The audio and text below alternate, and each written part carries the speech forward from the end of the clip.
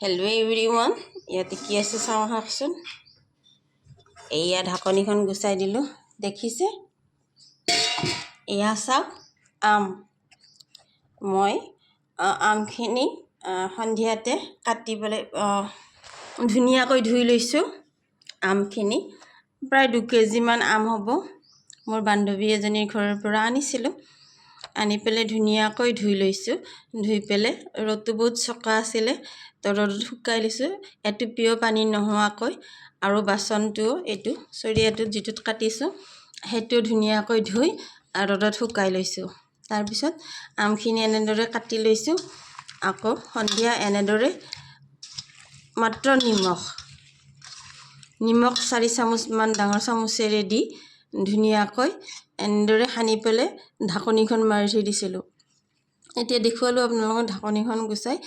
তো দেখিলোঁ যে, দেখিছে এয়া চাওক কিমান পানী ওলাই আছে। এয়া মই কোনো পানী দিয়া নাই, এয়া আমৰ পানী অৰিজিনেল। এইখিনি পানী মই পেলাই এতিয়া মই ৰ'দত ধুনীয়াকৈ শুকাই ল'ম। তাৰপিছত আচাৰ বনাই আপোনাক দেখুৱাই আছোঁ কেনেকৈ, মানে কিমানখিনি শুকাব লাগে দেখুৱাই পেলাই শুকাই আপোনালোকক দেখুৱাই আছোঁ। আৰু কি কি মছলা মই ইয়াতে ব্যৱহাৰ কৰিম সেইটো দেখুৱাই আছোঁ।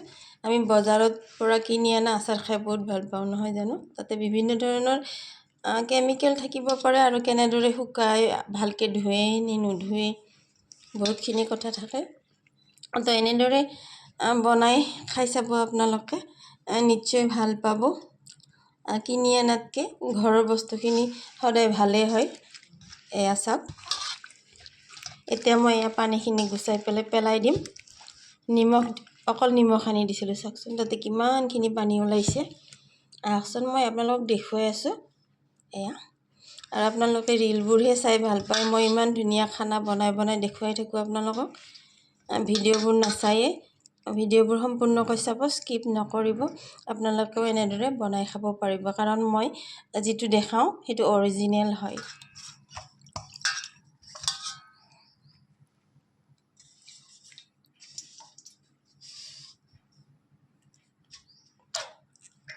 দেখিছে কিমানখিনি পানী ওলাইছে।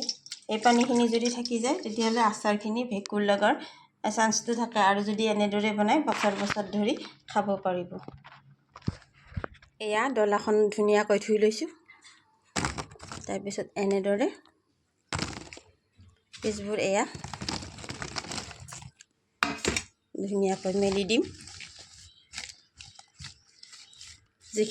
যিখিনি এনেদৰে হাতত পানী লাগি আছে সেইখিনি শুকাবলৈ।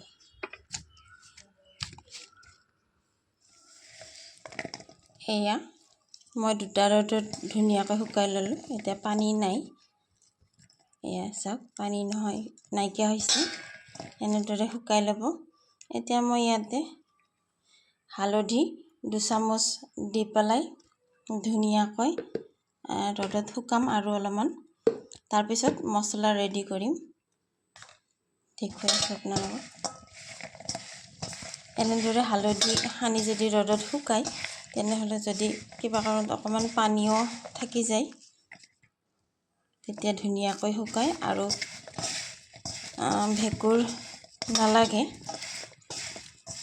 এনেদৰে বনাব। মই ইয়াতে মানে ডাঙৰ ডলাত নিদিওঁ, মই এনেদৰে অকণমান ৰ'দত দি থৈ দিম। তাৰপিছত মছলাখিনি ৰেডি কৰিম, আচাৰৰ বাবে যিখিনি মছলাৰ জৰুৰী হয় সেইখিনি। আহকচোন সেয়া নিমখখিনি এনেদৰে অকণমান ভাজি লৈছোঁ, মানে গৰম কৰি লৈছোঁ। নিমখত পানী থাকে নিজস্ব এটা, তো পানীখিনি গুচি গ'ল। এয়া নিমখখিনি ভাজি হৈ গ'ল। এয়া মছলা প্ৰস্তুত কৰি আছোঁ। এয়া 4 চামুচমান লৈছোঁ চফ, ধুই থৈ দিছিলোঁ ধুনীয়াকৈ। এয়া লৈছোঁ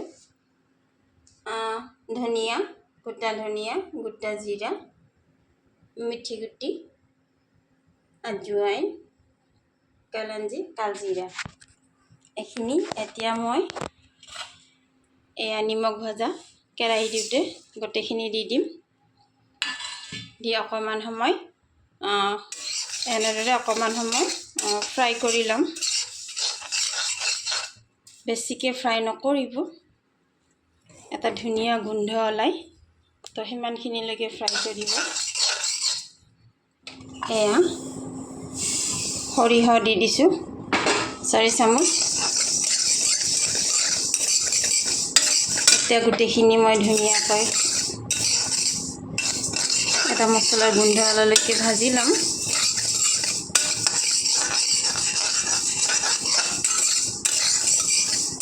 এনেদৰে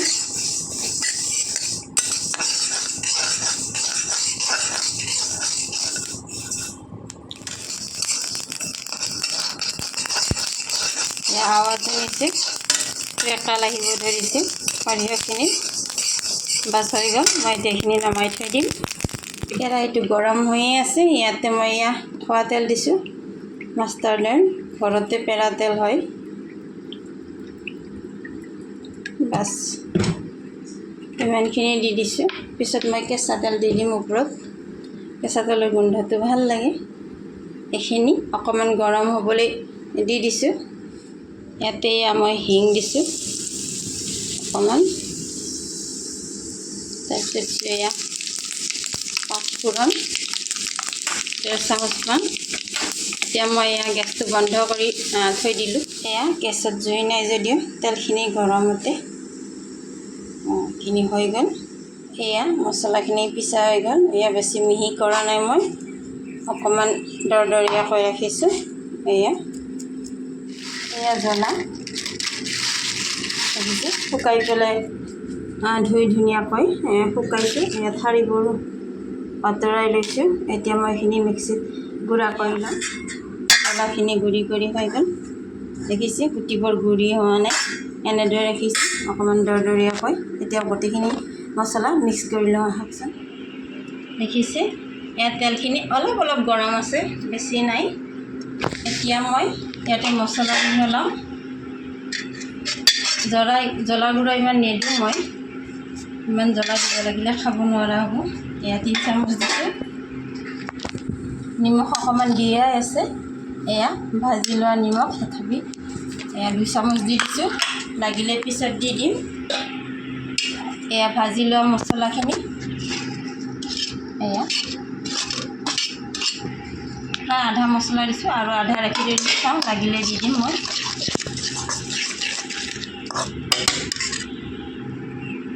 ইয়াতে দিম মই এয়া হালধি দিছোঁ অলৰেডি এয়া আমখিনি আমত দেখিছে আমত হালধি আছে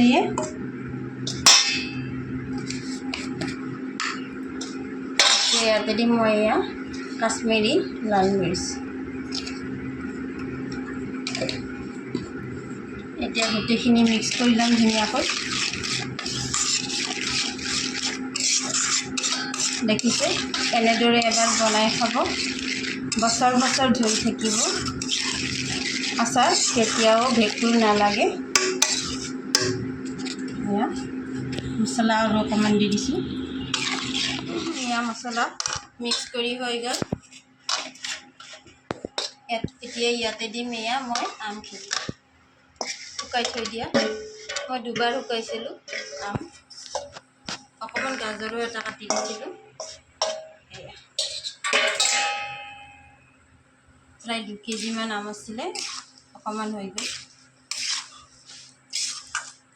এয়া চাওক এনেদৰে মিক্স কৰিব মই অকণমান সৰুকৈ কাটি লৈছোঁ আমখিনি আপোনালোকে বিচাৰিলে ডাঙৰকৈও কাটিব পাৰে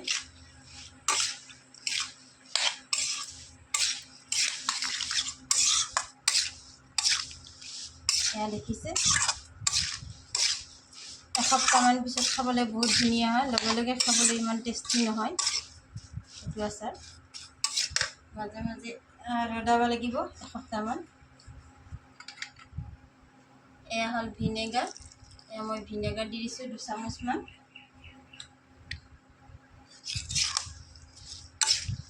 নিদিলেও হয় কিন্তু মই দি দিছোঁ ভিনেগাৰে আচাৰটো আৰু বেছি সুৰক্ষা কৰি ৰাখে এয়া হৈ গ'ল এতিয়া মই চৰিয়াটোত উলিয়াই থৈ দিম কেৰাহীটো এনেকৈ থাকিলে তিতা লাগিব পাৰে, পিছত ভৰাই থৈ দিম ঠাণ্ডা হোৱাৰ পিছত জাৰ এটাত। এতিয়া অকণমান গৰমে আছে।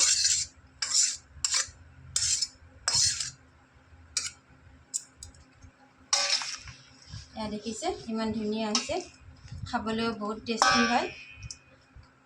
এইখিনিতে আপোনালোকে ক'ব মোৰ ভিডিঅ'সমূহ ক'ৰ পৰা চাই আছে মোৰ ভিডিঅ'টো।